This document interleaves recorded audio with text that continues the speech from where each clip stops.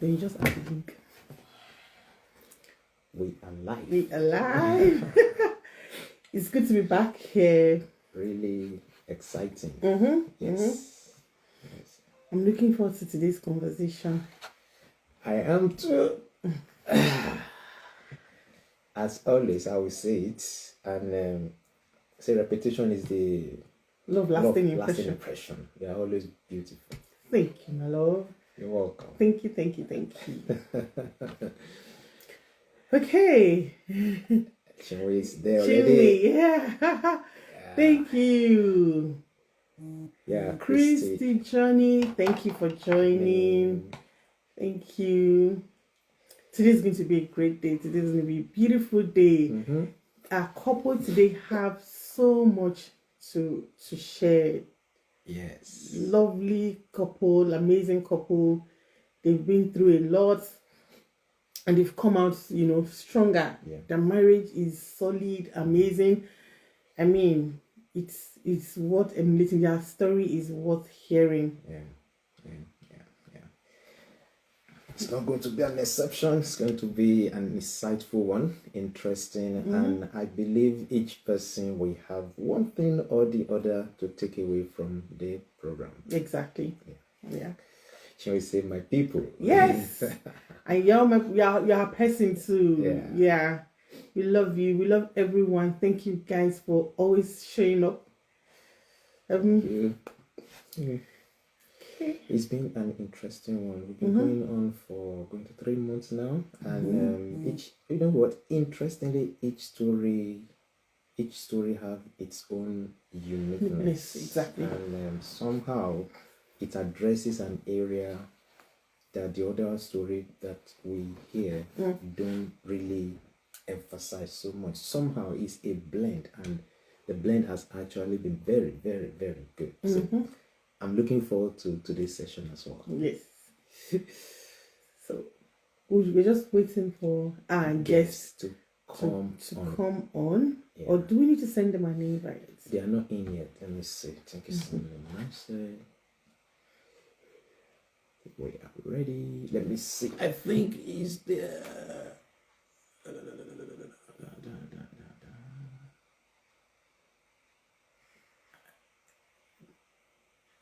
Afiza, welcome. Ivy girl.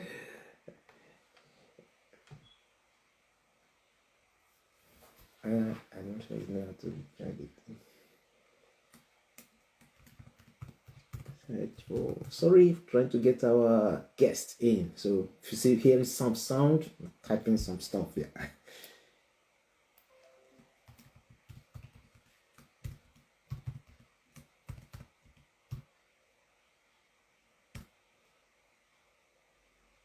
Send message to China.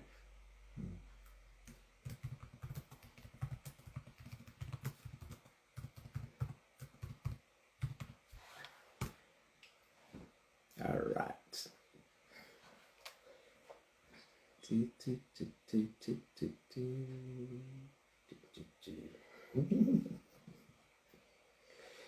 Something is so important about relationship generally.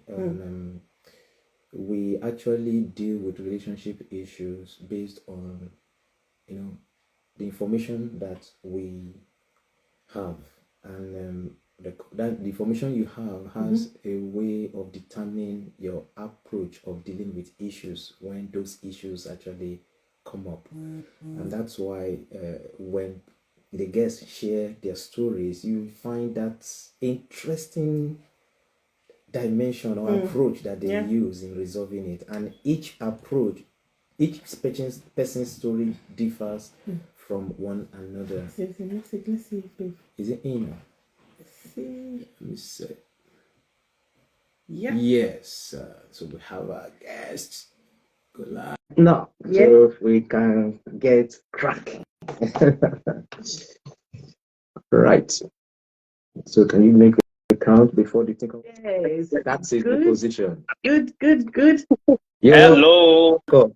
Good to have you, Yinka and Yewande. Today is going to be an exciting day, and we are so happy that you've joined us. Welcome to Daily Talks Real. Thank you so much. Thanks for having us. Yes, yes. So so I'll just do a little intro, and then Dele will read your profile, and then we'll get cracking. I know we have a lot to talk about today, Yes. and I'm really excited. So Deliver Talks Real, this campaign that we're on, Marriage Still Works, is really to showcase just cancelled. Yes. Sorry. Technical issue. So Technology. So it's really to showcase, the fact that there are beautiful marriages, there are working marriages, and to encourage and inspire people out there who may be influenced by what they see on social media, when they see marriages of celebrities, or even not in the celebrities, the regular people around them, and they see a lot of marriages breaking down, not seem to be working, and is shaping that narrative within them that now marriage is scam, marriage is trouble, marriage is a burden. But we sincerely believe that God created marriage for a reason. Marriage is a value-adding institution. Mhm. If you are married to the right person and both of you are committed to doing the right things, and we are so honored, to have you here, because we believe that your marriage is an inspiring one. Okay, you've been married for quite a number of years. You've gone through some tough seasons of your life, and look at it today. Both of you are looking like you're just about to do your pre-wedding photo shoot, apart from Yinka's white gray hair on his bed. But beyond that, no, you will think that you are dating, and I mean, it's obvious that you guys have been able to work this institution, and you're having a great time. And so today we're looking forward to hearing your story, how you're able to navigate some of those very difficult situations that you went through, and how you have been able to remain solid together, being friends, having a blissful, inspiring marriage. So that's what we are here for today. Thank you once again for accepting to be here. Dele is going to read your profile, and we're going to get cracking. I do most of the question asking. I'm the journalist in the house, the questioner. All right, thank you. So that Why so formal? I mean, if people that are reading profile, you're beginning to make it too formal. Good that people get to meet you. People watching now, and those that will be watching afterwards. Or you can just paraphrase. Okay, all right. Yeah. It's not. If I did, it's one of the shortest profile that we've seen, and it's good. It saved us a lot of time. So I love straight to the point, no stories. But let me start. Yinka Ogunnubi is a finance expert with 25 years experience in the field of treasury. He is currently the group treasury manager of CFAO in Nigeria, and also the president of the Association of Corporate Treasurers Nigeria. He's a member of board of trustees of the CFAA, that's Christian Financial Accountability Association, and also a leader in the Star Christian Center. He is also the author of acclaimed personal finance book called, guess what? Honey, is it in the budget? It's a question, honey, is it in the budget? Yeah, but it's a book. Mm-hmm. It's a book. So he will talk maybe a little about it, how you can get it afterwards. So he's married to Yewande. You can see beautiful looking lady that you can see there, and they are married. They are married rather of 21 years. Is blessed with 2 children. 21 years. Amazing. All right, thank you. Please, can you just put it in the chat room? We are clapping here, but you can help us put it in the chat room to just make him feel so welcome as I move on to Yewande. Yewande Ogunnubi is a lawyer by profession. So if we have issue, we have to get in touch with us. A lawyer by profession. She is one of the foremost experts in the field of gender and highly sought after consultant on the subject. She has consulted for many international NGOs and agencies in the field of gender and gender mainstreaming. She's currently the gender and inclusion lead person in IFAD, a UN agency. Yewande is also an author, having written a book along with her daughter, to me, entitled A Walk in Her Path. Yewande is married to Yinka, and their marriage of 21 years is blessed with 2 children.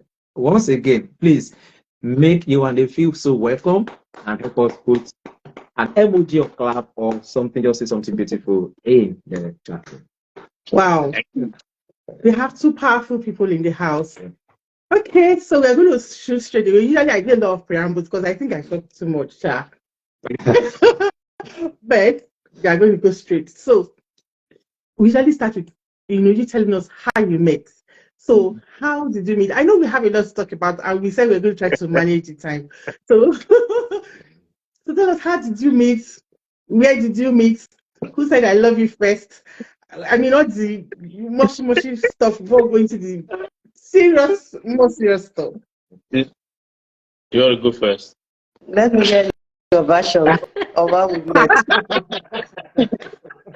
Now, this is where I usually get into Spoken trouble. like a true lawyer. Yeah. This is where I usually get into trouble because we met, I believe that was 1989, right? 87 or 89. Anyway, I was 17, she was 13. Yeah, before you start to think that I'm a cradle snatcher, it wasn't like that. We met. It was just we met. That's how we met. It so happened that our parents, our dads actually, were in the same social club. And that particular year, I believe 1987, 1989, the Christmas party was being held in our house in Festac. And our dad was the social secretary. Okay. So he had to prepare, the drinks, canopy, all the stuff. So I was helping him put everything together, as the son of the host. So I was just helping him put everything. So, and we got into a conversation, and the guy just loved, the way I engaged him. I was a 17-year-old boy, but I was, I was quite opinionated about things. So he loved the way I challenged him on certain things, and we just had a good rapport. And then he said, you know what, it would be nice for you to meet my daughter. She's somebody like you, who likes to talk a lot, and that's the first time that I got that I got to hear about her, even though I've not seen her at that particular time. But I just got that brief from the father. So during the party proper, a lot of things went down through the party. I won't go through that details. But during the party proper, one of my cousins came to me and said, "Oh, by the way, my other junior cousin just entered Mayflower, and she was already in Mayflower. And that, there's this lady who is also in the party, who is already in Mayflower. I want you to help me talk to that lady so that she can be the school mother for this cousin." So I said, "I'll find who is the lady." So it turns out to be the same, girl that my dad's friend, the social secretary, had been talking to me about. And I could very much still remember what she was wearing. Yeah, she had this kind of something close to what you're wearing now, in terms of color. But it was blue color. A blue dress with a jacket. It was a jacket. It had a jacket. And she had braids. She had braids on. Like she's Oh my God. Yeah. Yeah. I remember very well. And she walked towards me because in first like we have this garden. We call it love garden. And so she was coming from that garden and she was walking towards me and I was walking towards her. And like I said, that party was such a very funny party that, as teenage boys, were trying to get to dance with girls and they were not cooperating. So we're not having a very good time with it. So, I was expecting that as I walked up to her, the response that we get is that kind of, my friend, find your way. Don't come near me. But as I approached her, she just smiled. She smiled at me, said hi. She said hi. I introduced myself. And then, and then I told her what I wanted to do. And then she said, okay, fine, that she can always help out. So that's how we met. That's how we became friends. We exchanged numbers. And then we started to talk. I tried. You try small. In the range of 0 to 100%.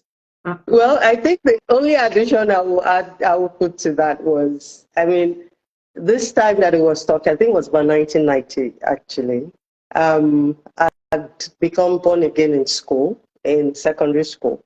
And so my life was about fire for the Lord. So anybody that is compatible, not even the compatible as car, but so in my mind, I was like, okay, that party was also another opportunity to, talk about Christ. I remember that I was asked to give a special number. I remember the song, but I won't bother singing the Yoruba song, but it was all about, I'm happy to be a believer kind of thing. So when we met, the first thing was, oh, I'm a Christian and all, and the enthusiasm with which he told me that he was also born again and all that. Although I later heard stories of what was going down at that party with some girls. So, but the speed of, he said, no, he's a believer too, and all of those kinds of things. But for us, I think that was just the foundation for it. And the father already gave me all the those there. All the, so I need to write words to say, Yeah, but that was how we met, and we became friends. Yeah. Good. So when did it become a romantic relationship? That was university. We were friends for that long time, but we rarely saw each other while I was in boarding, because I was in the boarding school. So, but we could exchange letters, just as friends, just as believers who were breaking down the word and talking about exploits and all of those kinds of things. So I think it was when I entered the university, we went to the same university, and it was about was in the final year, about to leave. I was just coming in, but I joined the same fellowship that he was an associate pastor in, school fellowship at the time. So I that bonded us the more, because now we're seeing each other more often. So so that was where it started. But it started again. Our story is very interesting and unique and odd and I don't even know how to describe it, because he was leaving, I was coming in, so it didn't feel like I was dating anybody or anything. So, but I knew that he had expressed his interest. We were in a relationship, even though at some point something happened and I beg, stay on your link kind of thing. But it was a long distance, because he left school and went to serve in Port Harcourt while I was in the West. So we rarely saw each other. Yeah. But we knew we had committed to each other at that point. Okay. So at what point did he not propose?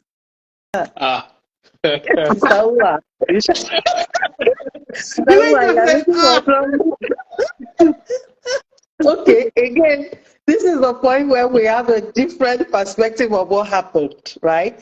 Like I said, we've been very good friends. So we could literally say, I knew him and he knew me to a very large extent.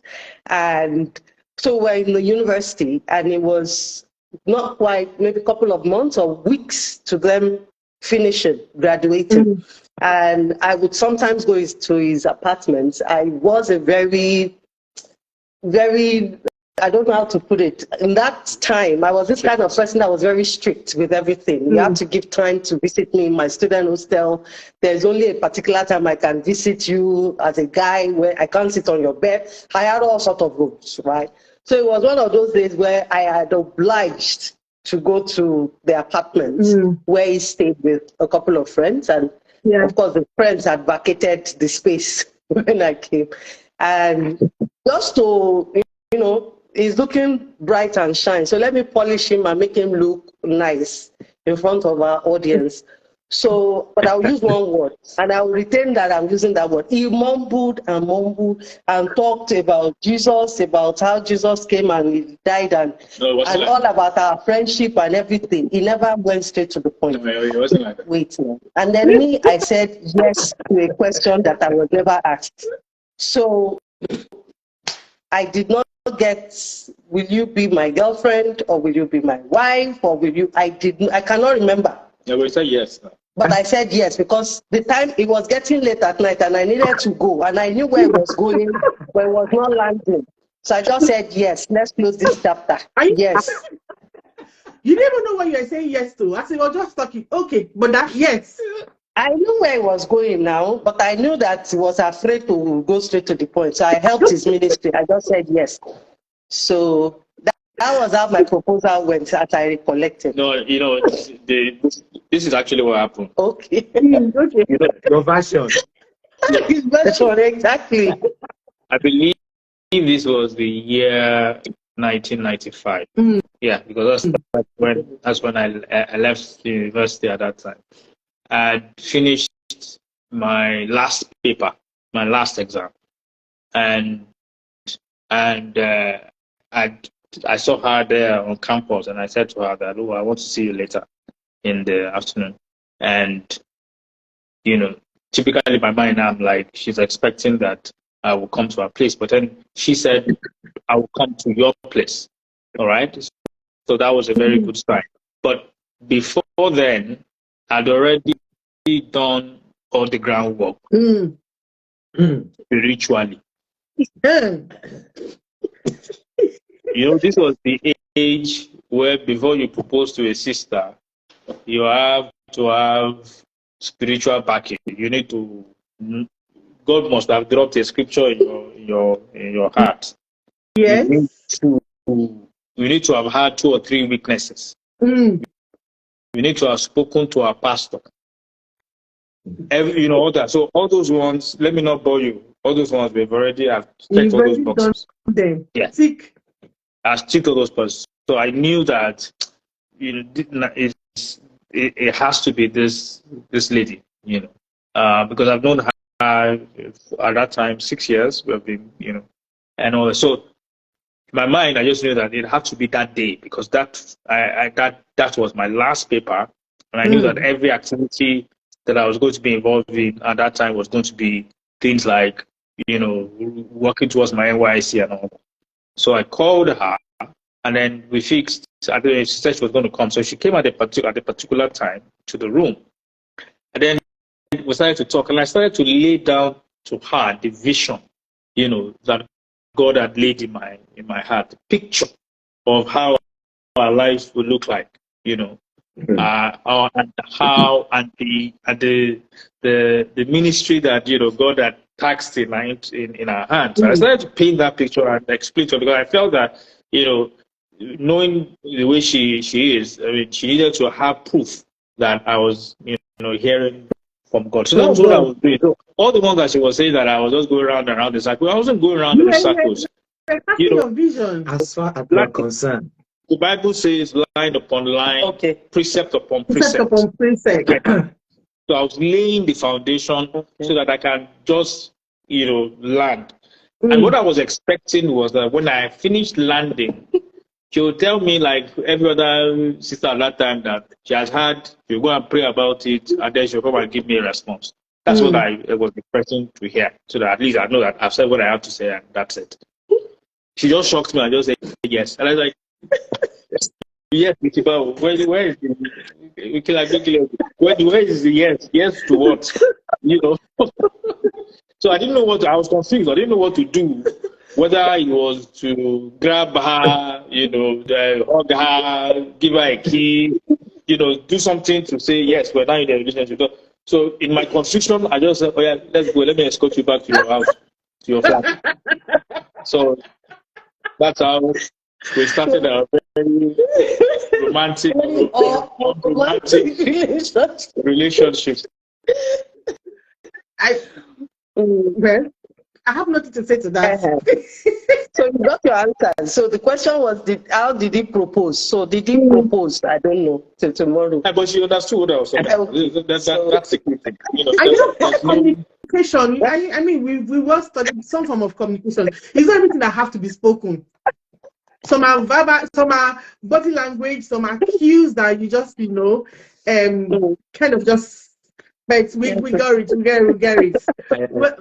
You have something to say? No, there's nothing to say. Just when he said he was confused, I say it's like, you go prepared with a script, and there's an expectation of how response will come. Unfortunately, response came behind, totally different from what you expected. What am I to do? I had to grab or to say thank you. I mean, it was a good response. What if the response has been, when you are still declaring your manifesto, what if the response has been no? So people got something like that and they felt sick and they did not go to work. Thank you. I didn't mention any name. Wow, it's beautiful. And I can totally relate because I'm also in that generation and I know how, brothers used to propose then, how he proposed, which I gave the response of, yes, let me go and pray about it. Even though I knew that, my God was already drawing my heart in that, direction. But I think it was kind of just bold of her because she already knew what she was in for. She knew that you guys are together. She already had prayed. Being a person of the spirit and prayed and knew that this was the person. So why beat about the bush? But then a lot of us then we want to play hard to get. Oh, let's not come across as being cheap. Let's not come across as being we easily gave ourselves away. But I think that when God is involved, when you are sure that this is where God is leading you to, there's no need, playing hanky-panky. If anything that is not done in love, the Bible says is a sin, really. So you already knew where you were going. You were sure that this was God, and it just went ahead. But I think that was commendable. Yeah. And what I would say is that for a generation that might not easily relate to this, watching now or that will be listening to this afterwards, I think one key thing that you need to look out for is to make sure that there's an alignment in your values. Alignment in the kind of picture you have for yourself for the future, and knowing that you can actually go along with this person the rest of your life. One thing, a mistake that people must not make would be that I don't like this thing about this person, but somehow I think it will change or she will change. I think we should not fall into that trap. But the most important thing is that there's value alignment. The value alignment, there is alignment of the picture of the future you are looking at. And this person must have a drive, must have an ambition, a vision for his or her life, and therefore you can do life together. This person is secured. This person is, so it goes on and on, but that's not the essence for this. But I just need to chip that out there for someone to easily relate with it. Okay, what why will I know and what will I say if I find myself in that position to now say, I'd like to marry you? I think I wanted to also say something just to give a background to why, to my mind, I just said a yes when I felt it was going. So I think growing up, even through school, I somewhat had a reputation for being a very, sometimes I've had the word Margaret Thatcher kind of, I could be very direct. I don't beat about the bush. It's straight to the point, and over the years growing up, I'd met different people, right? And I'd known him, like I said, for a long time prior to that time. And I'd had the opportunity to measure people that I'd met, against the values that I'd found with him as a friend. And not anyone that I knew at the time measured up, right? So for me, I knew what I wanted. I knew the kind of person. And also because I know that I could be tough in my outlook. I'm sure he experienced a lot, even in the university days, even his friends, experienced that part of me. So, and I also thought that whoever could stand me or could still stick around in spite of all my rules and do's and don'ts, right? Then this one. So in my mind, maybe I'm thinking now, I'm not too sure, that perhaps my thought that evening was that this guy wasn't sure how to land this matter, that this girl, that sometimes her mouth is very sharp, only God knows what I will come. So in my mind, I thought, let me help him. There's no, don't talk too much. It's a yes kind of thing. It's a yes. So I guess again, that was the background of the kind of person I was. And it ended up that he was the first one I dated and I married. So I never had any relationship prior to that, because I am who I was who I was, right? And I was that kind of person who, when I measured my life, I wasn't going to be married until maybe 35, thereabout, because I had a lot of goals and things I wanted to achieve, which I would always say to anyone around me. And of course, when you listen, I've met pastors in those times when I would say it and they would say, tone it down. You will not find husband with this way you are talking of all this, your grandeur, And I used to tell them that I wasn't looking for one. And truly, I was not looking for a relationship at the time, but it happened. And I'm glad that it happened with my best friend at the time. So, fantastic. Thank you. Thank you. Beautiful. Yeah. So now you're married. How long have you been married, and how has the journey been? 21 years, and it's been the experience of a lifetime. The experience of a lifetime. You go into marriage with preset ideas and ideals about how this person will worship the ground that you're walking on. How you're just going to be having romantic sessions, and how when they're serving the meals, you will kneel down to serve you. No, not kneel down. Not like that. You will finish with the keys. Your children will surround your table and call you blessed. Yes, sir. So you have this very big picture, in your mind, and then you get married. You are confronted with life as it is. When you say life happens to you, life happens, and suddenly that picture is not looking the way it should you look. had envisioned it. Yeah, and that begins to bring its own level of stress. So our relationship in the early stages was quite it was like a roller coaster. It was up today, down tomorrow. We at some point we moved from Port Harcourt to Lagos, which was moving from certainty to uncertainty, because in Port Harcourt I established some level of stability. I lived in a very good place. I had 2 cars. I had whatever, but there were certain circumstances that shook, me in terms of my career and everything. And we had to move to Port Harcourt. And suddenly, to Lagos. And suddenly, we didn't have that base that we had. Yeah. And it shook. It really shook. Our relationship. And we were expecting our first child at the time as well. Yes. That's another story, expecting, the first child. Once you got pregnant, you don't want to say this story. No, we can't talk about anything. So when we got married, I want to be very honest with some of the things. Yes, absolutely. Yeah, because the very first few years, 5 years was challenging. I don't want to say turbulent, it was challenging. So, like she said, she has already mapped out her life, how she wants to be, where she wants to go, where she wants to be at 30, where she wants to be at 35, where she had, like the alpha female mindset. Yes. And by the time we were getting married, she already had this admission to some university in Canada, or is it US? Yeah, Canada. Yeah. So she had an admission, Now, this is after she was already a lawyer out of law school, all right? So she already had this admission to go and do her master's in one university in Canada before we got married. So in her mind, she was thinking even after marriage, she'll be able to just disappear and go and do all those dreams. Dreams, exactly. Okay, so there's one part of it, maybe it doesn't. I will chip in, then you continue.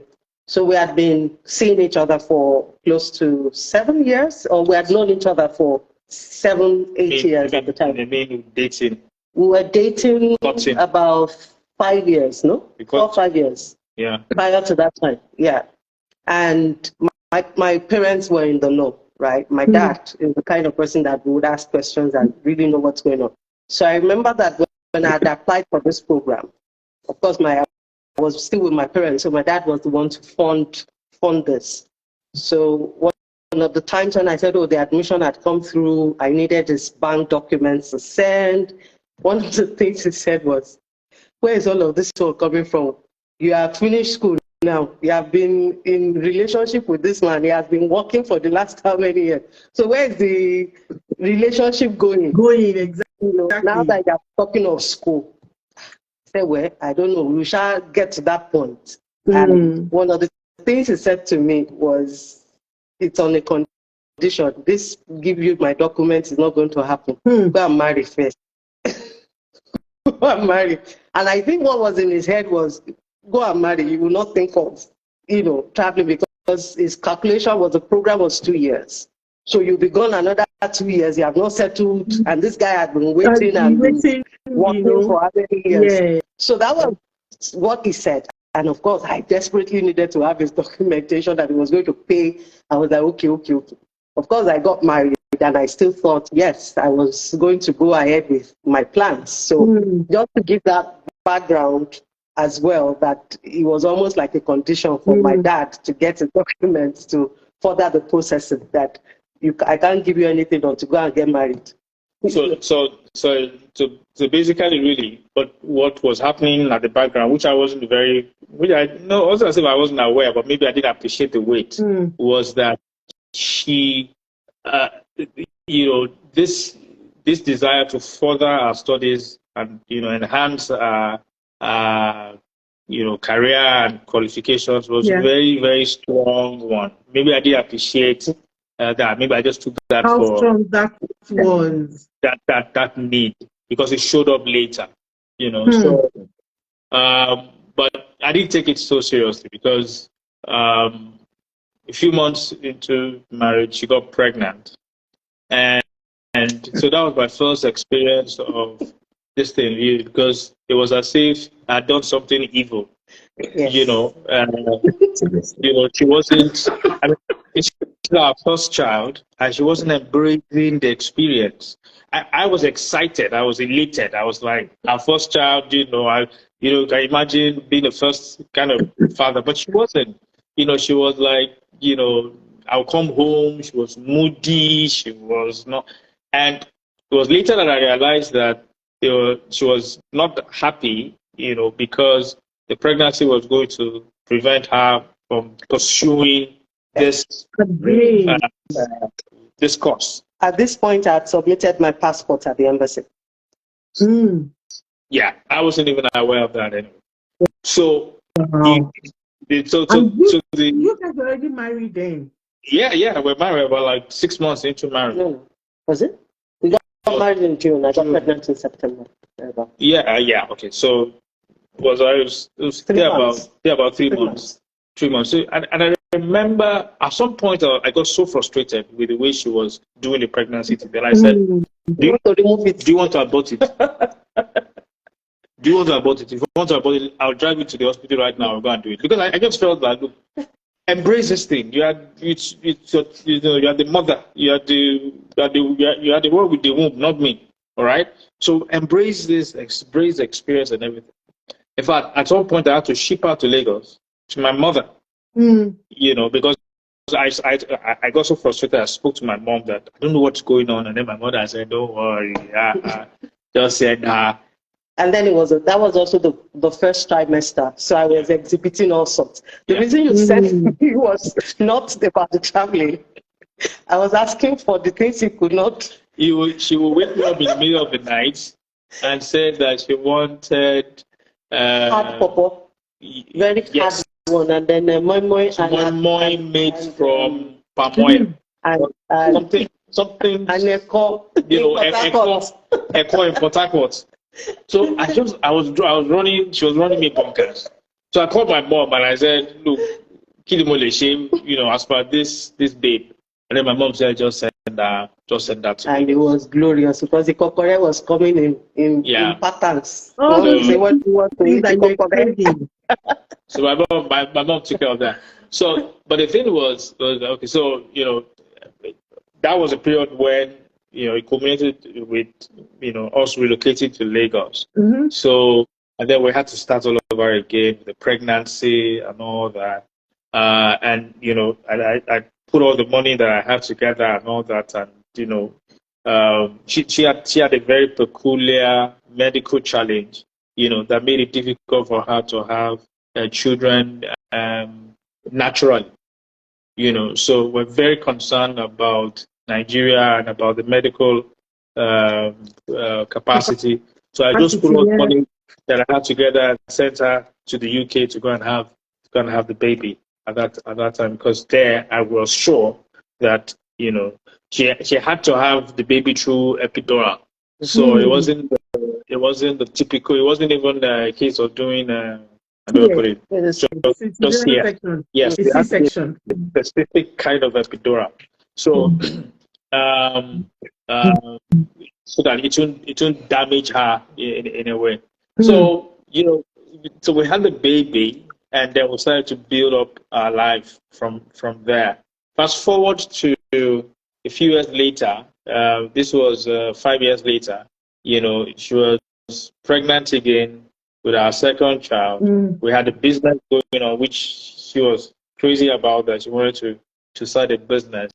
And all of a sudden, my wife threw a shock at me, and told me that she got this admission to a university in Cape Town, and she was going to be leaving in a few weeks or a few months or something like that. And this was yes, this was 2007.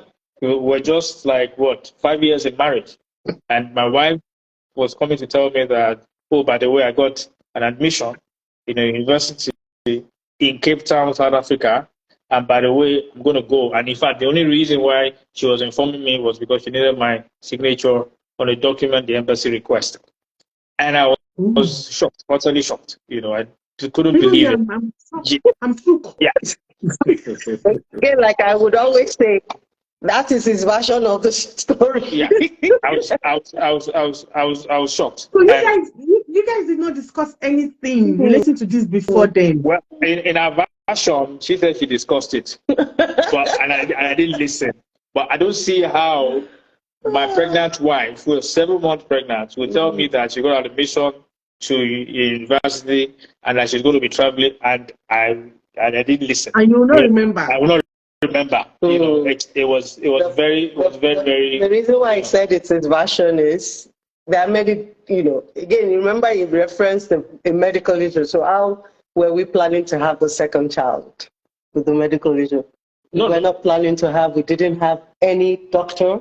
I didn't have any whatever in Lagos. Yeah. So, but that's like I keep saying, it's always a version about some of these things. But I think the point. South Africa in that conversation. But the point that I think to bring out of this for me was, remember that we had talked about I wanted to go do something in the first year of marriage. So I missed out on that opportunity when I got pregnant with the first one. And there was also another opportunity thereafter. There were many things, because I got a scholarship, which I lost because of the pregnancy, and I couldn't take it on, full paid in the UK. And I needed to come back home with the baby that I had because it was a first grandchild as well. So all of those, to me, it's like sacrificing all of those things. So when I got pregnant with the second one, I thought, you know what, come on. This is another baby, I won't be able to pursue all of those things. Added to that, I was also looking at, medical reasons and all of that.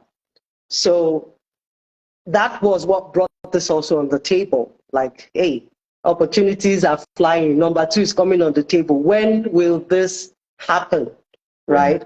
So again, just coming back to my kind of person who was always more like, look, I need to get this done. This needs to happen. Remember, again, based on the, what do you call it now? The memorandum that I had designed for myself before I got married. Exactly. So those brought conflicts for certain. Because now I'm married to somebody. I'm married to somebody who, my husband is, the phlegmatic one, very laid back, I'm spontaneous in terms of decision making. I want to do this, let's do that. He's the one that will process, and in my mind, like, the opportunity has passed. They are still processing. So those caused conflicts in those early years because we didn't understand how to manage that, right? But I think the part of it to also say was, no matter the conflict, the friendship we built for many years prior to getting married was a blessing because it stayed us through the course of those different conflicts. So I think at some point in this 21 years, it has now become agree to disagree kind of thing, like, listen, even though you don't agree, you listen to what the other person has to say. And, so I think maybe that's the way, just trying to take it back to the way you asked the question, right? That what it has been in 21 years. The early years were tumultuous because it was a time of trying to understand each other and what drove us as individuals. Yes, we had similar visions, but how we attacked it was different, right? And it also culminated in how we were raising the children. So how I perceived parents should be with kids was not exactly how we perceived. So sometimes all of those things caused those the differences we're talking about. But thankfully, it's like you are at 21. I was reflecting some with family some weeks ago. I like, that kind of type of thing. So when you got the for purpose of somebody that's not hearing that. So I mean that's I think again that's what it comes to as you age in marriage. You come to accept some things. They no longer become like, no, you want to correct, you want to change, you just like now you're on your own, that kind of thing. Yeah. So you come to that realization that every battle you fight, exactly. Personalities are different and would always remain different. I know with marriage, there'll be some form of synchronization with the years as they go by, because myself and him, we are also very different. But I can say that, we're also 21 years in marriage. There's been some areas of, that he has rubbed off on me, I've rubbed off on him. But to be honest, there are some areas that that kid don't come. As he is how he is. I don't know if that English is correct. As he is, as I am, is how I am. So you just accept those differences, okay? And focus on the ones that Absolutely. Yeah. So I would say thank you so much for being vulnerable and just sharing. We love this, and that's the essence of Jelua Talks Free, where we try to keep it real. And so thank you so much. I think something jolted within me, and what I was thinking, and I need to say, is the fact that there is that need for two people before they get into marriage to really discuss what they are going into 5 years, 10 years, 20 years down the line. Down the marriage. You could imagine that you had these conversations. At the same time, you still have these challenges. Now, imagine individuals, two people who would not have discussed, have this conversation before getting into it.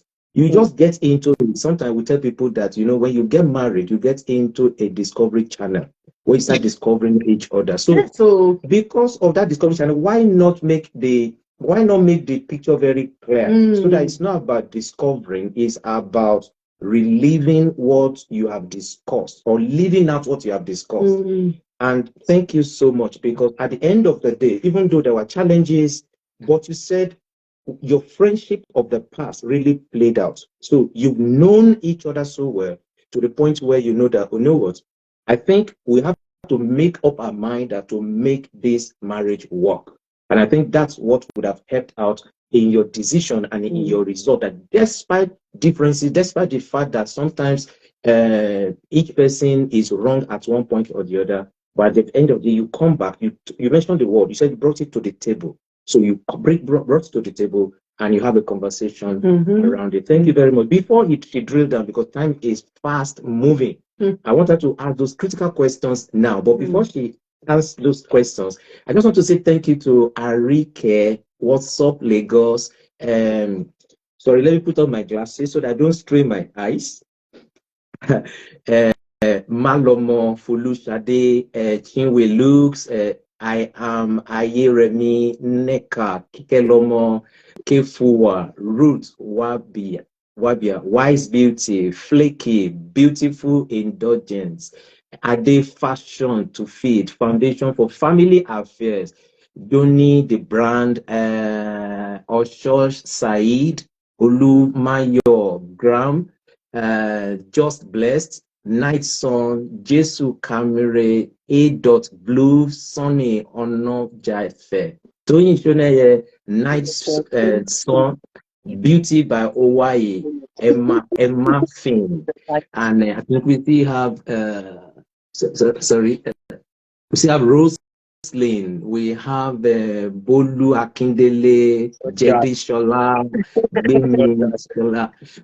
So many. Thank you so much. I am Toyin Roberts. Thank you so much. And there are quite some comments that have come into this place. We have a comment that this short story of how our guests met is actually a lesson to learn for singles out there. Then somebody puts just blessed, the Holy Spirit is leading me to you. So said my husband. Those days. That's how some people, the Holy Spirit.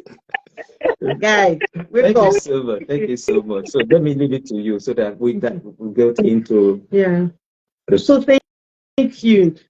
So I'm curious. So did you eventually go to SA? Did you go to South Africa?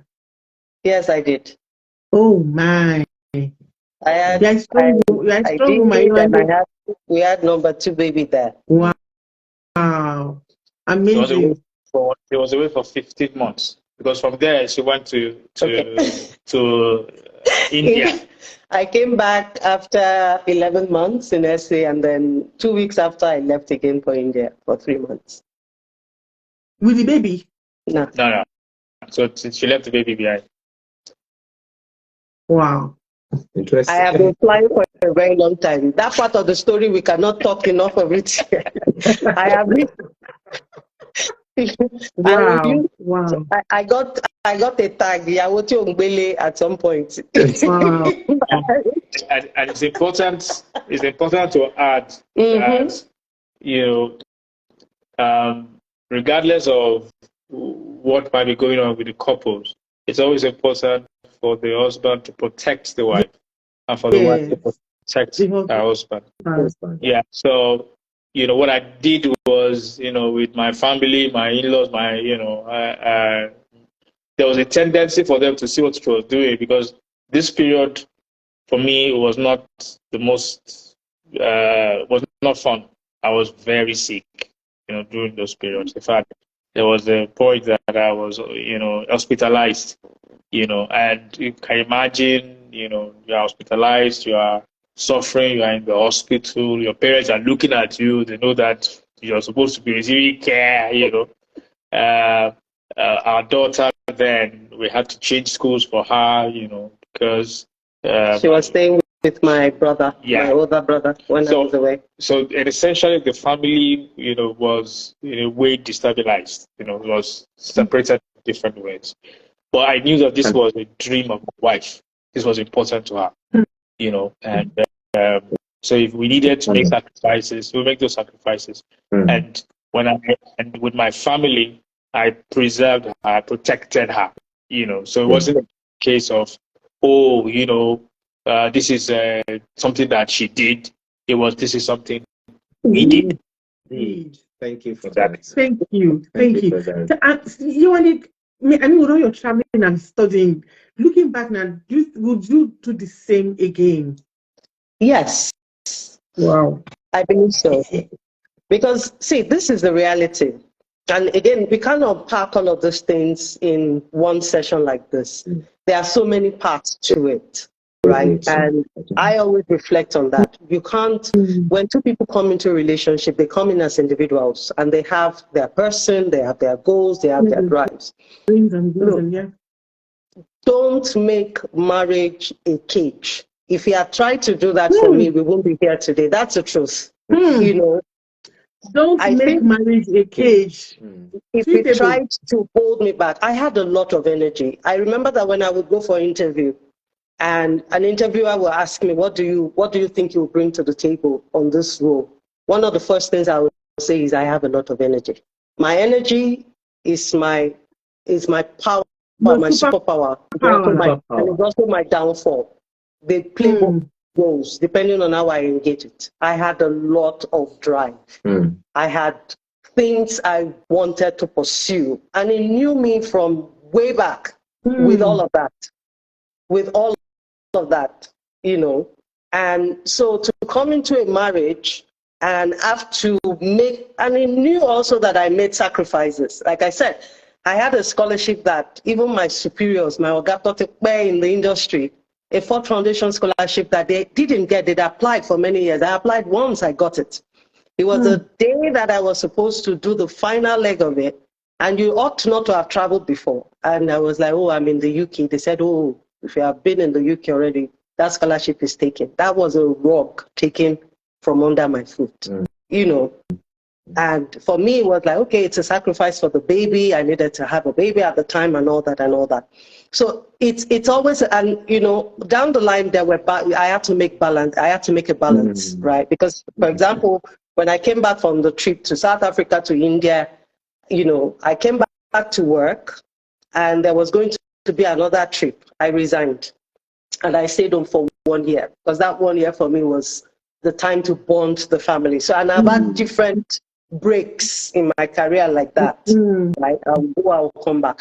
But to also recognize that this also was bringing income to the family. And the nature of the work that I had, or that I did, or that I thrived in, required a lot of traveling to do it. So yes, I don't regret doing it, not at all, because when I'm at home, I try to give myself everything.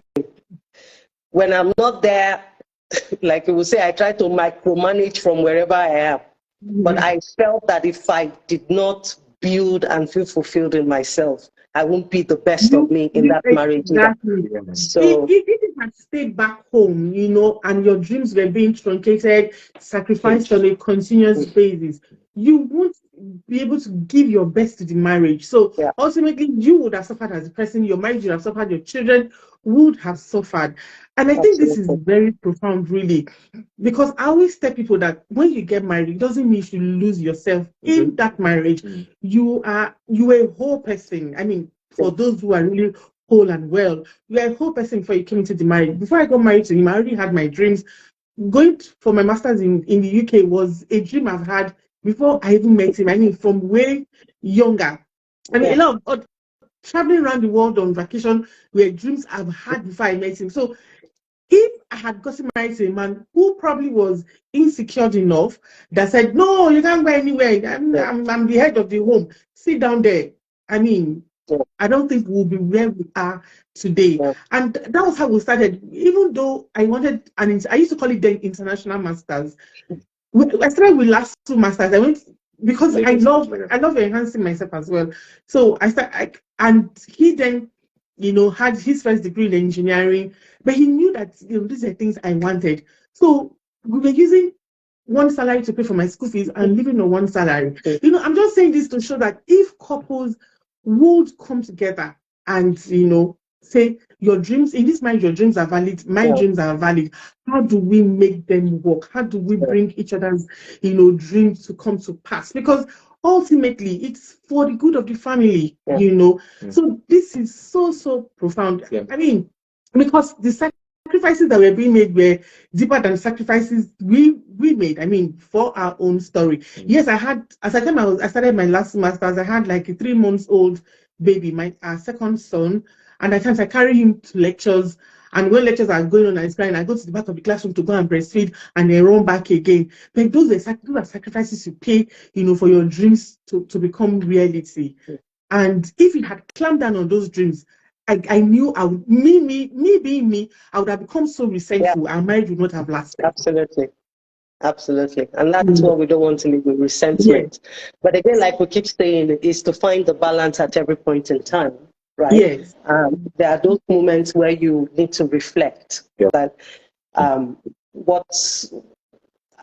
how do I put it now? You make sacrifices for the family, and the family makes sacrifices for you. So there's got to be that give and take balance happening at different times. Exactly. That's what she said. So, we always use that word, give and take. Exactly. Absolutely.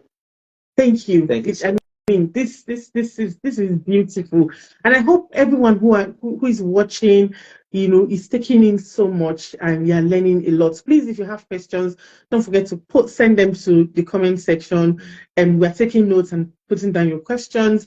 And Yinka and Yewande will be very happy. You can see that they're highly intellectual. They're not intellectual, spiritual. I mean, lovely couple. So please don't waste this opportunity. Put your questions in the comment section and we will take them. So now let's drill down. The next thing I want us to talk about is 2 major challenges that you went through as a couple. I mean, you've been very open, very honest. You've told us the personality differences and all the things, sacrifices that, you know, both of you had to put in for your marriage to be where it is today. But we want to drill down to 2 major challenges that your marriage went through. So give us 2.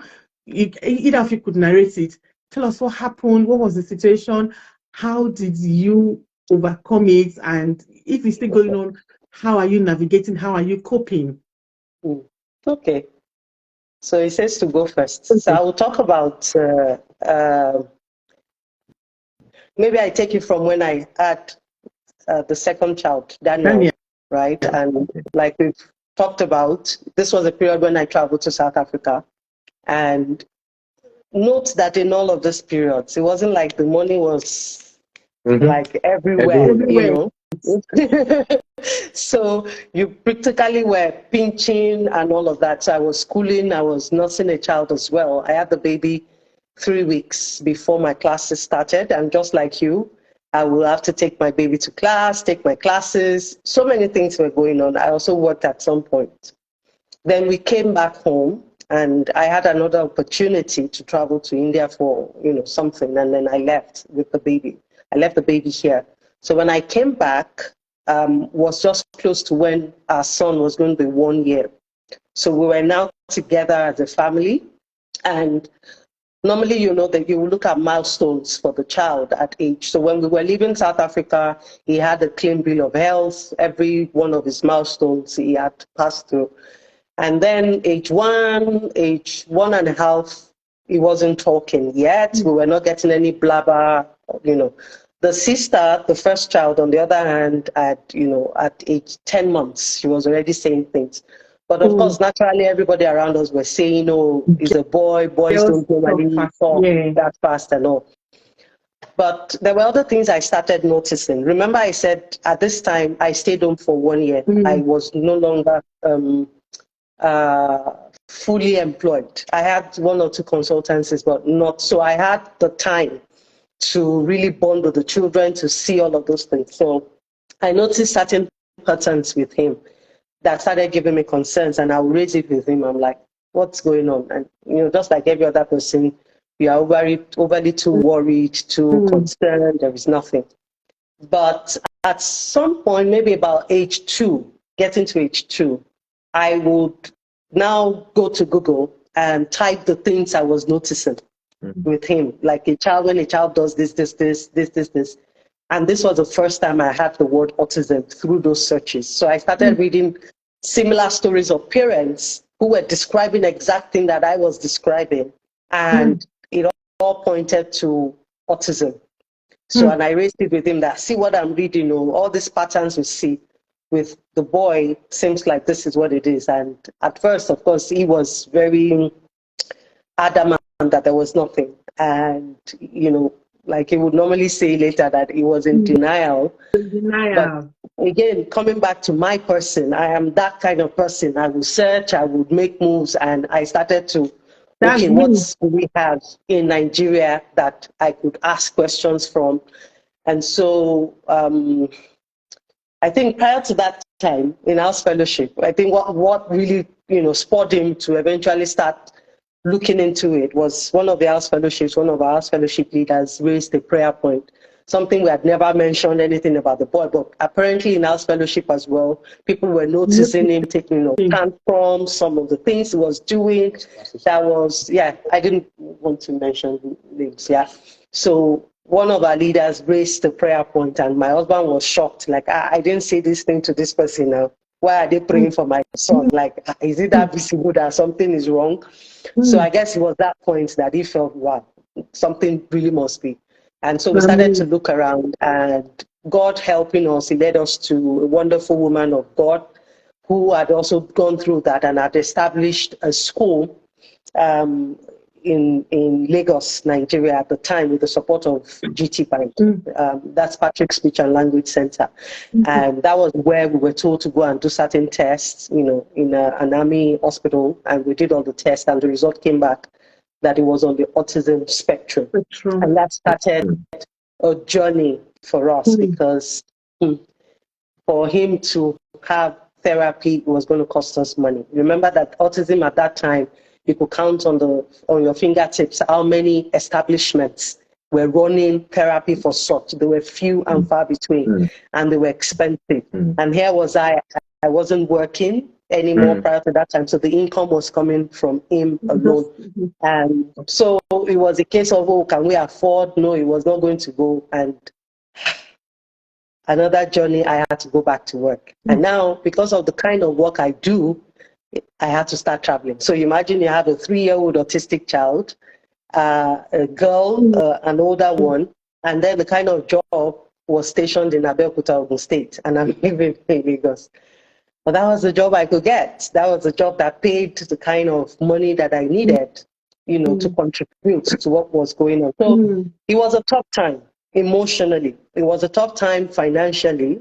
There were just so many complications to it. Again, remember the traveling up and down. I was traveling back and forth, working on one hand, trying to come home to keep the home front, But God blessed us with a lot of people surrounding, family for one. They were always there to support.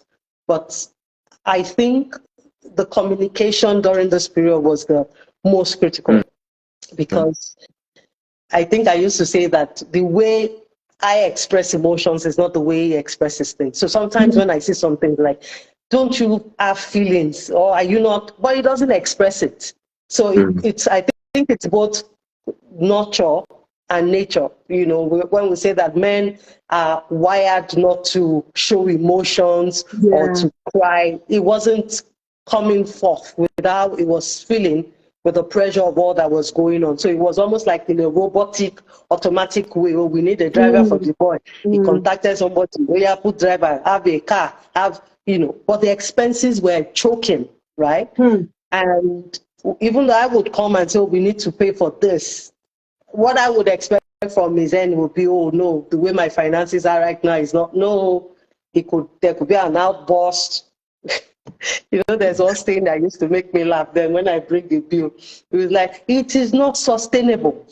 It is not sustainable. So that word, when I hear sustainability, this is, I said, my husband is, like, how can we have this kind of expense on a monthly basis? We can't sustain it. So those outbursts you would have, it will cause conflict and all of those things. But I think down the line, when we had an opportunity to, reflect, unbundle all of the emotions, unpack all of the emotions, it was just a case of, for at least from my perspective, looking at how he dealt with some of those things.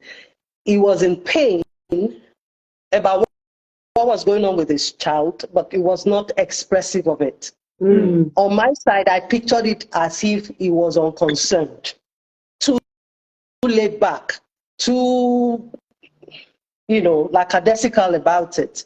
And being my own person who wanted to see action, I wanted action, and I wasn't seeing it. So we had conflict for sure in those periods. But God's so good. I think, thank God for church, thank God for Daystar. I mean, every day you come on a Sunday, you must go back home feeling, some word hits you. Not just like a spiritual, very practical way of dealing with things. And I think that was quite helpful as well. So this was one of the difficult times in our lives, very difficult. Sometimes, when they say, Yoruba will say, oh, Lord, if you back basic, when you talk about it now, it's so smooth and very, but the way it was pressure at the time. And I mean, we've reflected on it that these are periods when families go through that have led to a split in the relationships. For a lot of families in Nigeria and abroad. But God was faithful in all of this, that thankfully, by the time the boy was 6, he started having words. We were seeing, signs of recovery and all of that. But we do know a lot of families that we were in that same parish school and that their children are still on the spectrum and they are dealing with that pressure on a regular basis. So we can only be thankful that it didn't end this relationship, but that it impacted us in a lot of ways. One cannot sweep that under the carpet. It did impact us. But again, thank God for the body of the fellowship of the church we were in. Because for me, I always say, thank God for Pastor Sam. I'm glad we met him early on in our relationship. A lot of the practical things we had from church helped us as a family. I'm also grateful for the friendship we built early on, because it also still continues to impact us. That, we kept the core of who we are as a couple, despite all of those challenges that we're faced with. So that was a turbulent time in our story, raising an autistic child. Of course, time do not permit. We had many things. Times when we lost this boy, we walked out of the house, and we were looking for him for God knows late in the night in a very busy street. Who could not mention his name? But God preserved us. God preserved him. An unknown person helped us to find him, and today, thank God, we are not talking of the story of a lost child. So many, but we're grateful. So I will leave it at that. Wow. Thank you. Woo. Wow. Was there any blame game? Did you guys, at some point in time say, oh, if you had not done this, or if you had done this, maybe this would not have happened? Yeah. I mean, I wouldn't say there was zero blame game. There were, in the beginning, I just felt that she was, I thought she was projecting her fears on the child.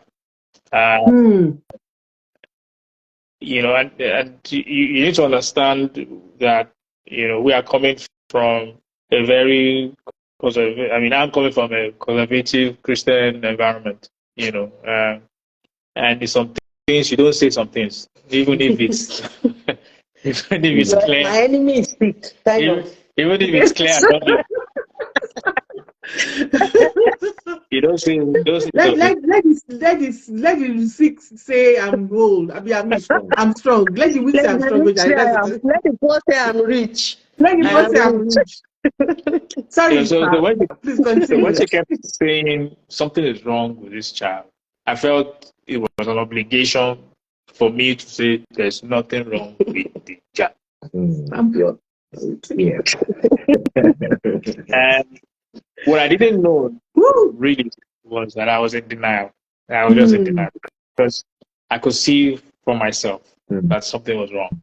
The child, presented violent streaks that was just unusual. We couldn't take him out because he will embarrass us outside. So it was obvious to me, but I didn't want to acknowledge it. And and so in some of those cases, I'll blame her for, because you said it, that's why he's doing it. Yeah, you understand? If you didn't say it, you won't do it, or whatever like that. And I just felt that she was just being too, women and their problems. That was just, how I put it there, until I kind of accepted that there's something wrong. And that experience taught me that for you to be able to want to change something, you need to first accept the fact that there's something wrong. For you to want to be healed, you need to accept the fact that you are sick. There has to be some acknowledgement. And the truth was that it was my acknowledgement that opened the door for all the activities that we needed to do to get him on the right path. Because I didn't accept, there was nothing that she was doing that was working. Because because there was no support from your end. You were not collaborating with her. And you were in agreement. I had the means to block whatever she was doing, But the moment I said, you know what, I agree with you, let's go and search out what was wrong, it just opened the door, and then once we started to work together on that, we one of the things we did was we called our family. We told them the situation. This is the situation with this child. This is what we don't want you to treat him like he's not a normal. It's like there's something wrong with him. We want you to treat him like he's normal. All right, and we will need your help. So sometimes, maybe during summer, they will take him from us, so that we can have our own private time, our own me time, because the child was caring for him was a lot. We had to change the pots in the house that we eat. His own pot was different from us. We had to.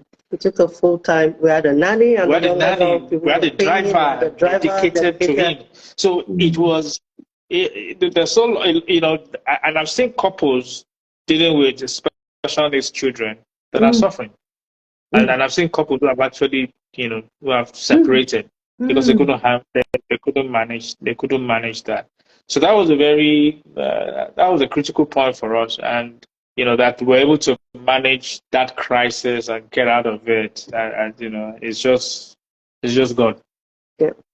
So I would say from what we've heard, you've talked about now that for couples, either watching right now or will be listening to this after now, I think it's important for both husband and wife, when there are challenges, to even acknowledge that there's a challenge. Because it's when you get to that state of awareness, that's when you are open to options. Your mind will open up to solutions and Then I'm also saying something, and then by the time you come to that place of acknowledgement, then you mentioned something that my wife also said. They said agreement. There must be a mutual agreement between both parties to tackle that thing head on.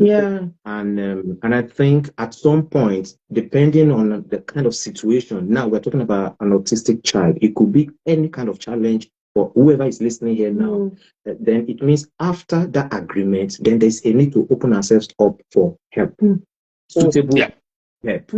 So we are not recommending here that it should be every Dick and every Tom, Dick and Harry. But it has to be people who need help to be open to appropriate help. Thank you so much. Thank you so much. Thank you. I know there is a lot.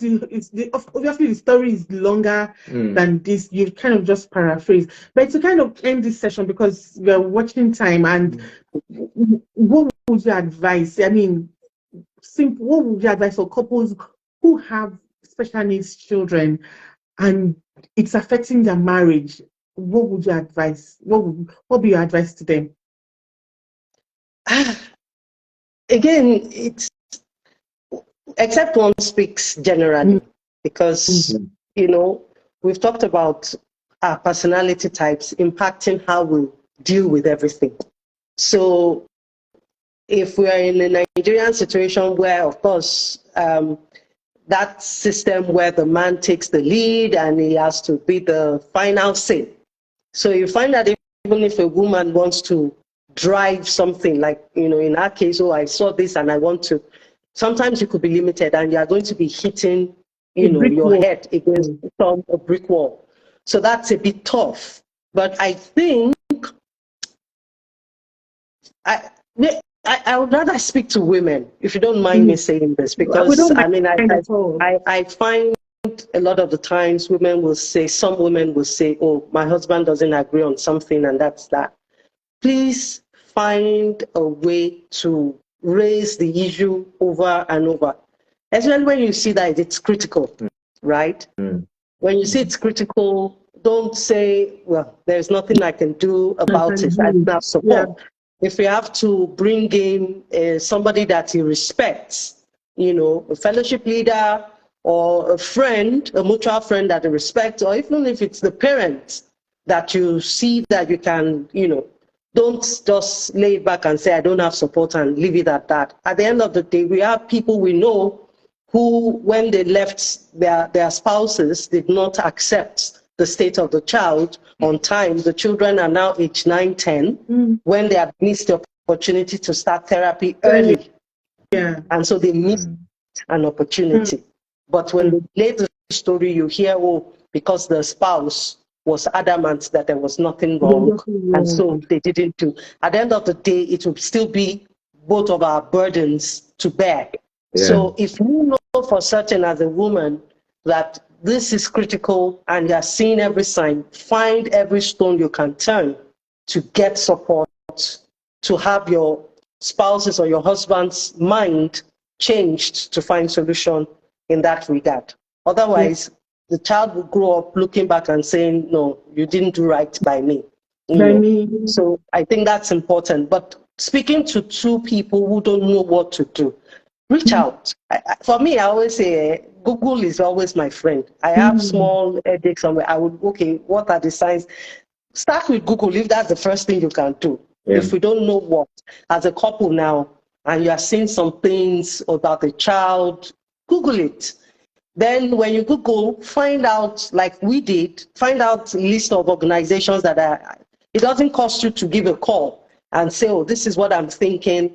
A lot of the times when you go for the first consultation, it's at no cost. So at least make a move, ask questions, So I would say that. And then when you do get a diagnosis, it's also good to find support.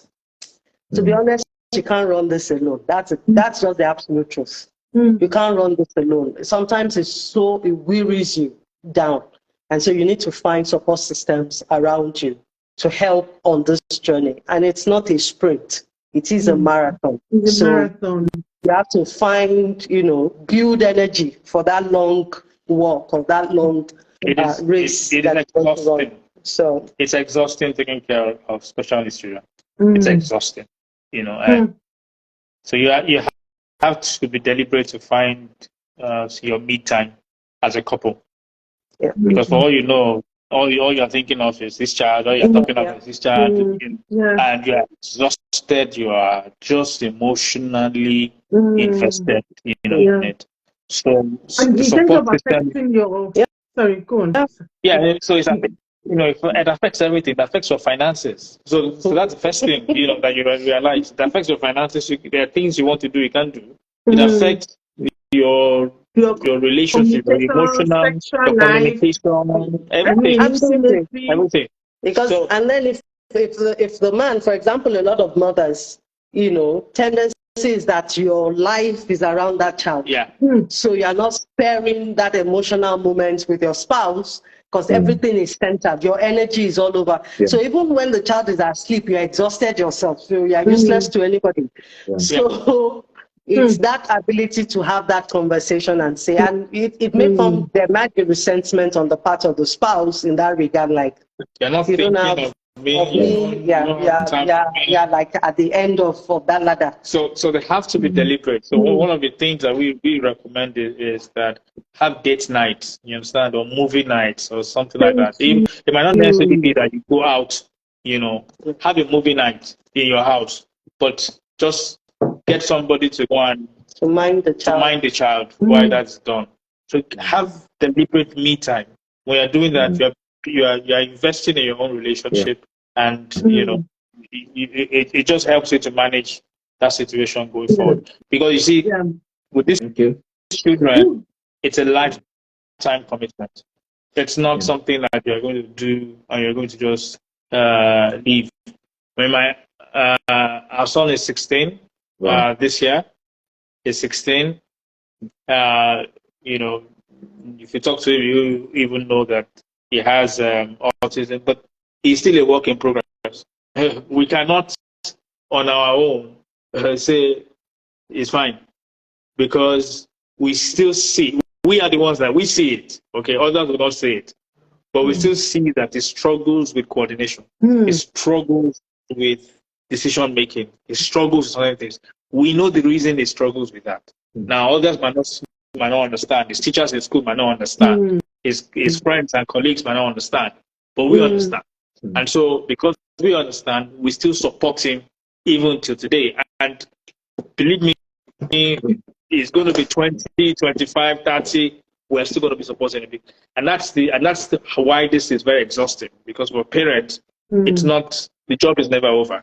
It's something they keep doing. You know, so you have to be very deliberate in investing in your relationship, otherwise you will get exhausted. I'll quickly chip in another thing. Now towards men, I would want to encourage men, you know, to express emotions more. You know, gone are the days where you have men don't cry. These ideologies, because it's damaging to the relationships. That's the absolute truth. If you've been nurtured to believe that it's a sign of weakness to express how you're feeling, to even shed a tear when you need to, when you're going through those tumultuous times, absolutely it's a no-no. Don't believe in all of those, you know, it's added stress when you're trying to measure up to a standard that does not even exist by God's standard. So that is a problem also in dealing with whatever. It's not just special needs children. If there are couples that are going through challenges and you don't find outlet, you know, it's like you keep bottling it. When you are going to burst, the wife will be at the receiving end. Even you cannot recognize yourself. So I'm just saying that, I mean, this is something that he is passionate about, and I'm always so happy when he talks about boys' night out. I'm excited when he says he has boys, men, I'm not 25, not boys, men, these are married men and daddies. They come together, you know, they stay and they spend weekends. Correcting you, Yewande. Boys and girls. Why? Because you have to find an outlet. You've got to be vulnerable with some other men who, you know, and then when you talk, you find out that you are not, what you're going through is not peculiar to you. Everyone is going through these things in their homes, you know. So I really want to encourage men generally that marriages, you know, it takes a lot of communication. That's the truth. But when you hide what is going on behind, you know, I'm okay. You ask a woman, how was your day? Like between me and him, I will tell him how, when I wanted to cross that road, I was about to cross it and then my shoe was one kind, and ask him, how was your day? You just hear fine. It's fine. You know, but it's not fine in that sense. It's not fine. There were many things that went, but because you feel I can deal with it myself, sharing these things gives perspective, right? You're able to get perspective from your partner. And then it also makes the partner know, okay, now you say, oh, your wife has come, he has asked you for this, he's asked you for that. You have not told me that you have challenges.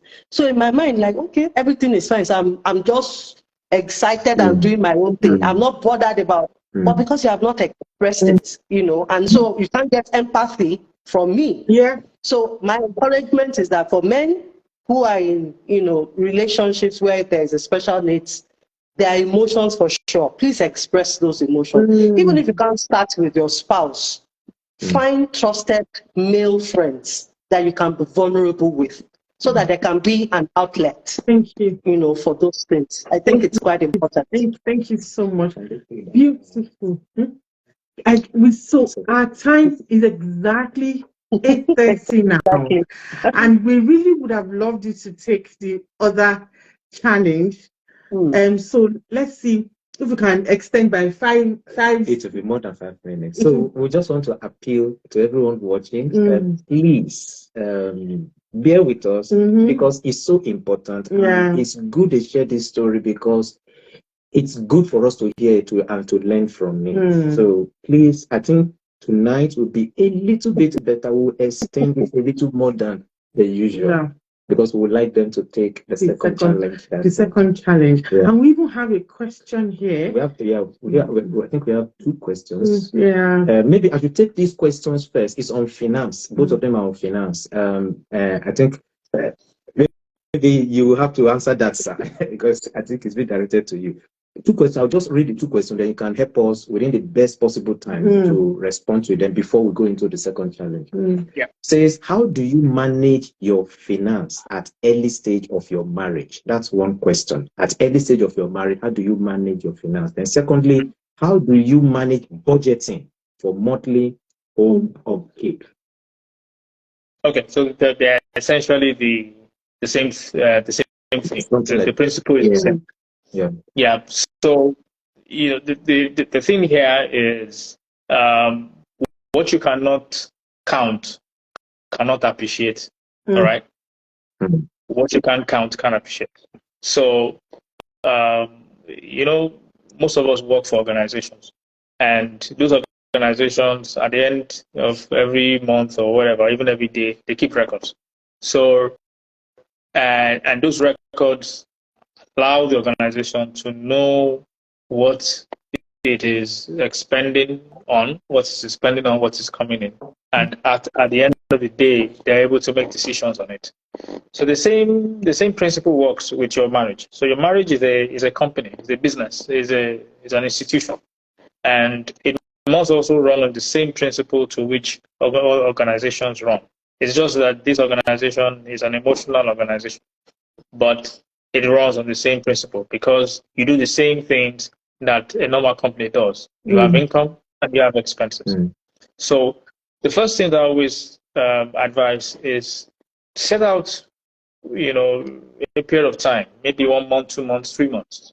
The longer the better, to just capture all the information about the things you spend money on and how you get money. You're not doing anything. You're not making any decisions. You're not making any analysis. You're just capturing data. Now, what that will do is that over a period of time, if like I said, the longer period you do, the more information you're able to gather. So if you're able to do it for 5 months, 6 months, the better. In that period, you will then do what you call an analysis. And that analysis breaks down what you typically spend money on. Okay? Family issues, family expenses, groceries, rent, school fees, whatever. In 6 months, you will have spent something. You'll have spent something around those lines, and so that gives you an idea what your expenditure is like, but also what your income pattern is like. If your income pattern is seasonal, you also plan it around seasonal. Now, because you have that data, you can now budget. All right, you can now say, okay, fine. We have an idea what's our income, and then we can then budget. And a budget really is just a plan. It's an estimate of what is your income and what is your expenditure. But you're not just, when you're doing this budget, you're not just doing it based on what you feel. You're now doing it based on data that you have captured like that. And so the next thing that you need to do then is to establish your rules, because there are rules that govern personal financial wellness. All right. There are lots of those rules, but I'll just pick a few. One of those things is that you always spend within your means. always spend within your means. Okay, as much as possible, don't exceed that. If you have to spend anything that you have not budgeted, always ensure that you are taking that expense from another item that you have budgeted for, or that you are going to have an increased income that you're going to take that money from. So those are the rules. So you just establish, all those basic rules. Second rule is that you pay yourself first. You pay yourself first. After you pay your tithes and all that, you pay yourself next. Now, somebody will say, why are you paying yourself? What are you paying yourself for? Yes, you pay yourself what you save. Okay? So what we do is that we have what we call this bar, the high bar and the low bar. So the low bar is the minimum amount that we must save every month. It's minimum. Okay? So we set a bar that says 20% of our income must be saved. It doesn't matter if the head is breaking down or if there's a earthquake somewhere, that 20% will be saved. And then there's a high bar. The high bar is the amount we strive to get. So so when you say when we say pay God and pay yourself next, is you're giving yourself that band of what to save, and with what you save, you can invest, because you cannot invest without saving first. Many people say, "Oh, I want to invest." You can't if you don't have money. If you haven't saved, you can't invest. So there's no point doing it. And number 3 is, if you have debt, okay, prepare to pay some part of the debt. Some people will say, "Okay, I don't have money to pay my debt." No, the person, your debtor, prefers you alive than dead. So ultimately, your debtor will want you to pay something rather than pay nothing, because if you die, the money is gone. They're not going to get it anyway. So always just have a plan to say, okay, you know what? This is what I have. This is what I can pay. Be consistent with it. No matter how angry your debtor is, they will come to some kind of terms with you on this. So there's a lot to talk about. You can go to my website and actually read a lot. I write a lot on personal finance on it. But just to wrap it up for families in terms of how to manage your budget, capture data, all right? Analyze the data, do your budgets on the basis of that data, okay? And then repeat everything over and over again. That, when you do that, the cycles to which you do that, the better that you will be. And then one last thing. I know that some people will be asking, do we keep joint accounts or not? It really doesn't matter. You can keep joint accounts or you can keep separate accounts. But what you must do is that you must keep a joint ledger. So you can keep your account separately. You can say your money is my money or whatever. That's your own business. But at the end of the day, the account of how you spend that money and the income that you get from it must be in the same ledger. That is how you can actually appreciate your personal finance. Yeah, thank you so much. Like one of our previous guests said, they said, even if you don't have a joint account, have joint accountability. Exactly. I think that's just what. And that's what you just described now. Yeah. Exactly. Thank you. Beautiful. So, hope you guys are still game for them to take the last challenge. We know we've gone beyond the time, but all right. Okay, so I've been told to just make it in 2 minutes. So I will do so. I will do so quickly. Okay. So the second challenge that could have, affected your marriage negatively, but somehow you managed it, and here you are today. Yeah, I think it would be what happened to us in September of 2019. We just came back. We just purchased a property in Ajah there, And In Lagos, Nigeria. yes, in Lagos, Nigeria. And we had this, we had put a lot into it, and we're still paying, the mortgage for it. It was still an ongoing thing. At that point, my family had relocated abroad, and so I'd visited them in summer of 2019. I'd visited them, and then I returned back in August, and sometime in September, I went home. Remember going to work that morning, and then sometime in the afternoon, I got a call from the facility manager in the house, in the estate, that there was fire in the house. And I'm the only one living in the house. So, what could have happened? Turns out that there was a problem with the inverter system, and that the the battery had exploded. And that explosion engulfed the house in a big ball of fire. And they struggled to get into the house. They struggled. They had these security doors. So they struggled to get into the house. By the time they were able to gain access into the house and get the fire guys there, the fire had done its damage.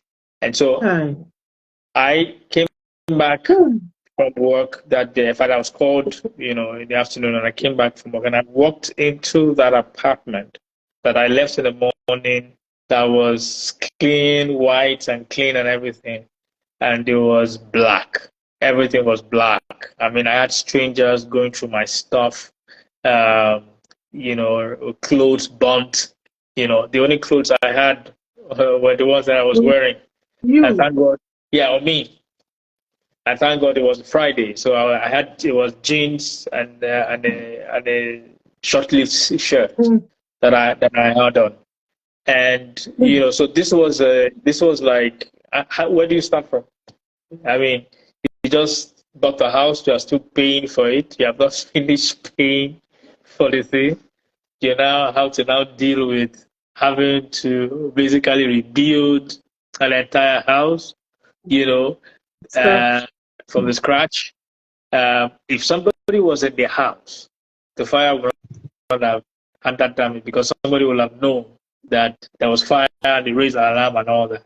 And so there was a part of it that begins to blame, this madam, that where is she? Why didn't you around? Why didn't you? So it was a very, very, very, very, very challenging period for us as a couple. I remember when I was driving home that day, when I got that call that the house was on fire and all that. She was the first person I called. I said, they said the house is on fire. And I recall, and she said, where are you now? And I said, I'm on my way home.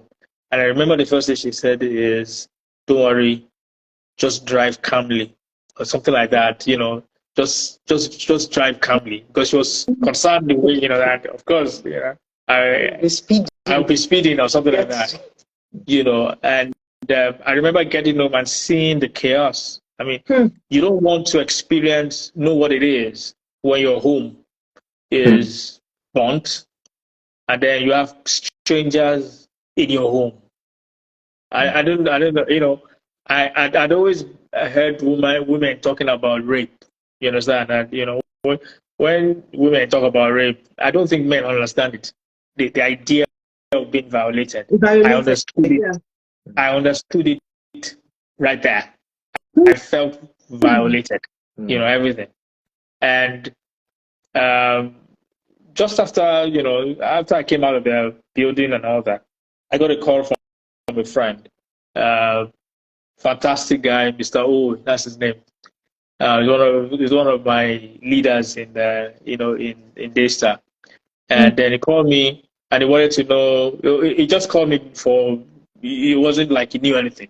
And then he was asking me, what's happening to you and all that. And I said, the house got burnt. That's the only thing I told him. I said, the house got burnt. And then he said to me, Yinka, where are you now? I said, I'm in the house. He said, what are you doing? Because then I realized that I was actually sitting on the floor. I didn't even know that I was on the floor. So I said, I'm sitting on the floor. So he said, Yinka, you are in shock right now. That's what is happening. And you need to get yourself out of that place. All right. And, so they made arrangements for where I should stay. I should sleep that night. Okay. So they took me away from that place. Few friends organized for me. So we're going to sleep. And then the next day, I remember my friend, Dijirao, came to meet me and he brought underwears for me. And I remembered I broke down and I just started crying because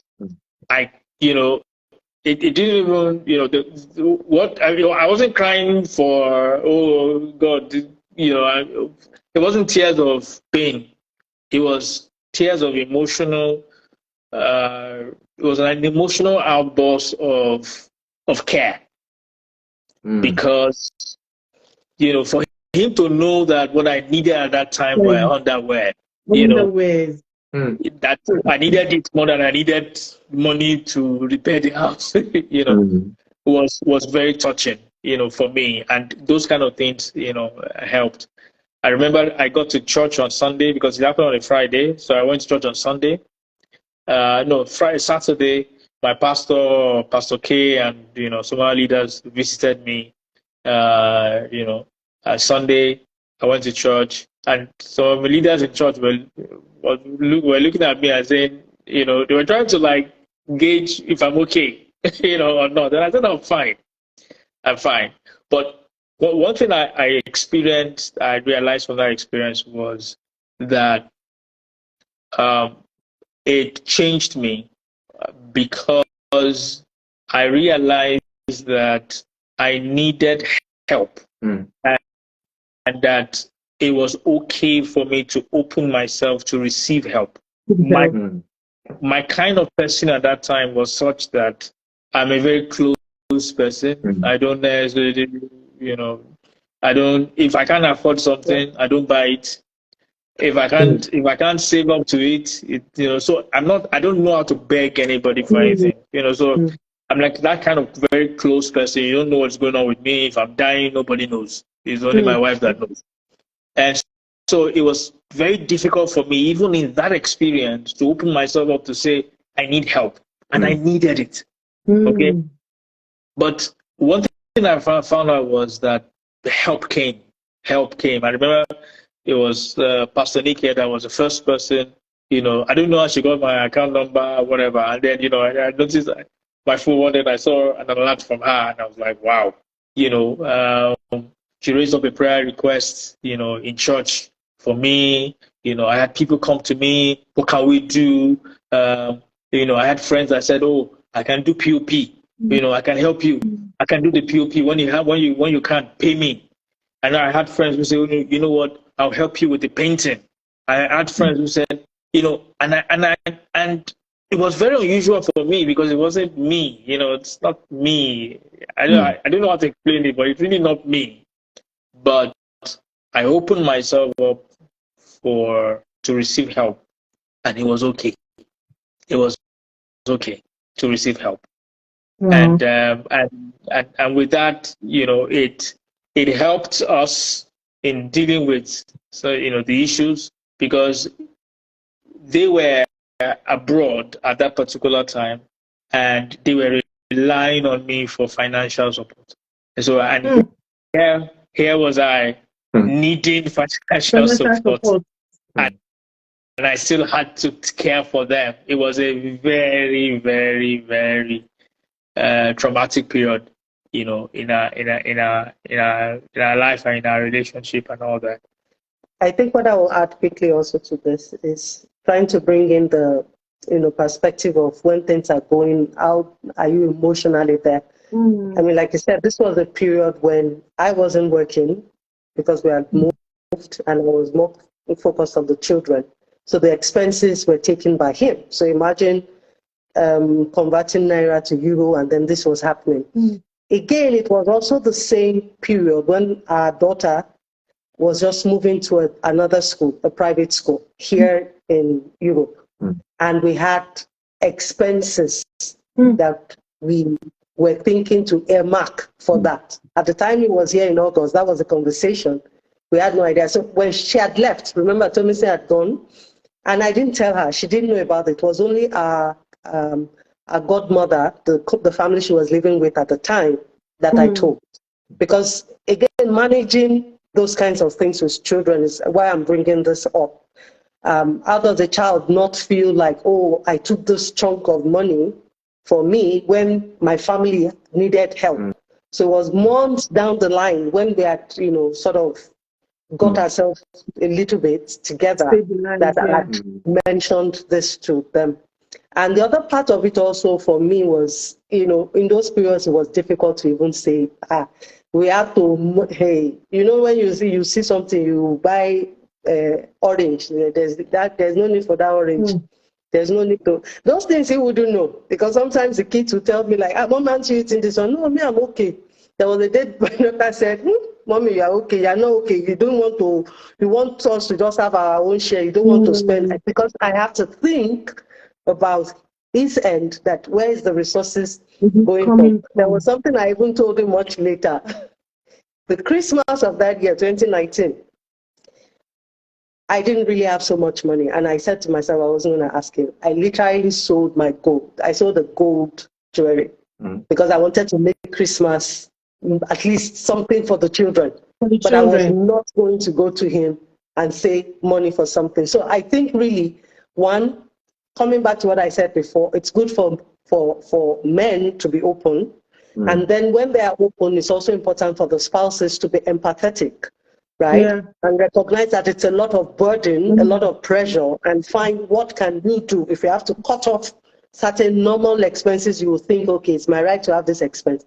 Cut it off, so that you don't add further pressure in that period. So I wanted to just add that being open to what is going on and being empathetic with one another in those crisis periods, I think it's quite important. Thank you. Thank you so much. Thank you so much. I don't have anything to say. They've get to do, so I'll just allow you to say what you want to say and then close up. You guys have been amazing. Thank you so much. So thank you so much, everyone. The number still remains 23. So it's been consistent. Retention was very high.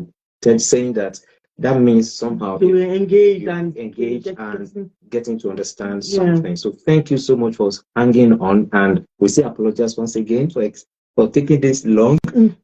So please, but I think it's important I chip this in.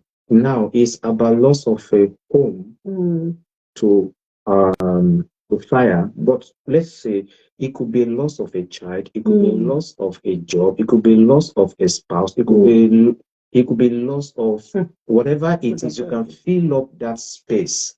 But we don't pray that this happen to anyone. But in the event that you experience or you have a family member or a friend that experienced this, they just give nuggets of how best to get around it and move on with your life without allowing it to end your aspirations, your dreams, and possibly your relationship. To be more important, to be more specific, your relationship. So thank you so much, sir, and thank you so much, ma.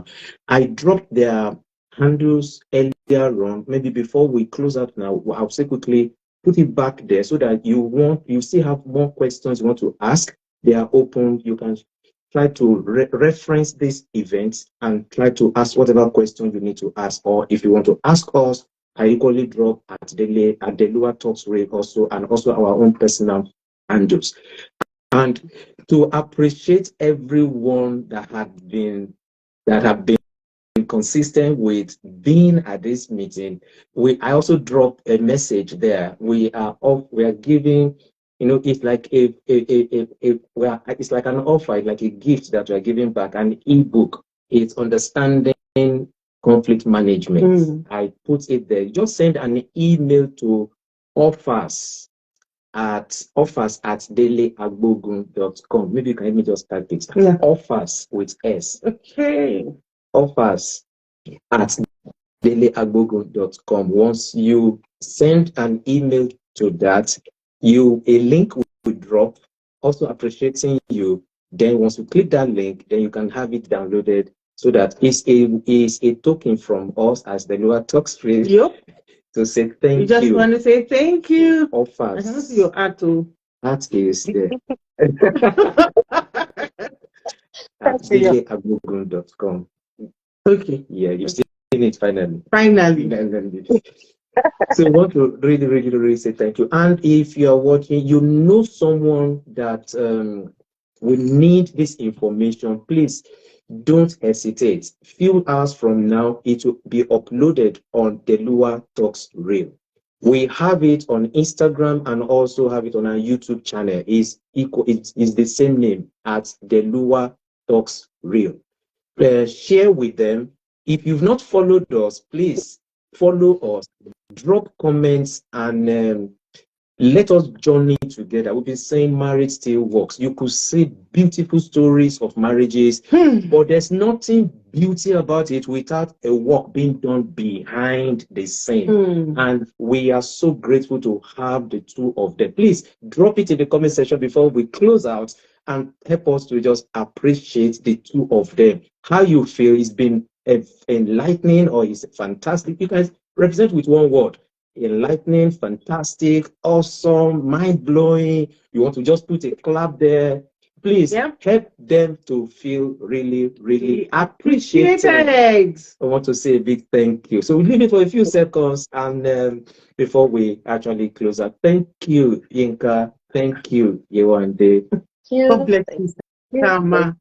And God will continue to keep your home and you enjoy your home in Jesus' name. Thank you.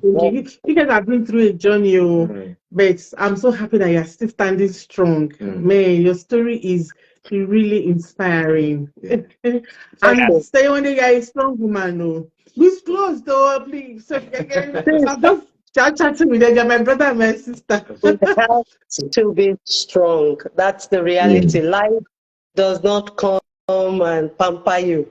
So, and that's always what I tell people. You've got to, you've got to fight. You've got to fight at every point in time, and the beauty is we already know that we have victory in Christ Jesus. So you've got to put it, but it's not like, oh, I have victory in Christ Jesus and I lay on my bed. No, you fight for everything. You fight for your marriage. You fight for your children. You fight for, as many things as you can fight for. But in all of those fighting, please, integrity for me, it's not negotiable. Remain true. Don't, like Yoruba will say, so when I'm running my race, I know that I'm running it with kind of thing, So you have to come. Exactly. So that's where you then see that as you run your race, the Lord continues to bless it as you're running, because you've kept an integer, as we say. You have the integrity as you run that race. God will continue to bless it. So it's a fight. Thank you very much. Thank you, everyone. See you in 2 weeks' time. Bye. Have a nice night. Bye-bye. Bye.